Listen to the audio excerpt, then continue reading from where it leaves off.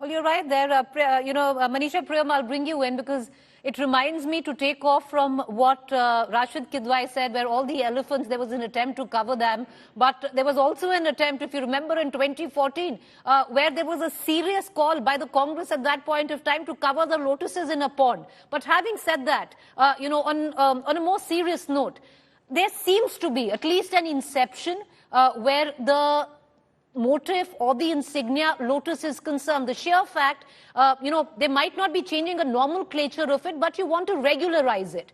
If you want to get a new passport, you'll have the Lotus, embossed on that new passport. Yeah, I mean, given the fact that it is the election symbol of the BJP, these questions will definitely come up. Remember, in a country as large as ours, and in a country where symbols matter so much, a large part of the population is just above the literacy line now. The symbols matter a lot, and it does lead to a party affinity. Now, however, this stops there. How can you stop a government from having the insignia of the lotus on the dress of those who are the staff of the Lok Sabha, the Rajya Sabha? Ultimately, the lotus is a national flower. So what is the hard argument? Yes, there is an affinity to the symbol of a particular political party.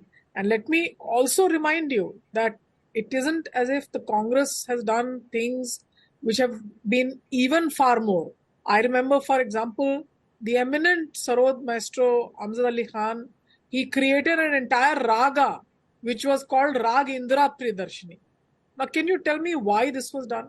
And this was played in the back lawns of what is now called the Prime Minister's Museum and Library. It was then called the Nehru Memorial Museum and Library.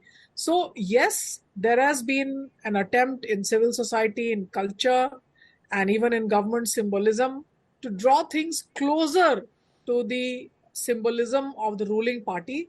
And I would consider this attempt to be just one of those. But what's a neutral symbol? What is the way in which could various political parties have been called and said it's a parliament that belongs to all of us, it belongs to the people of India, and what's the best way in which we can symbolize the people of India?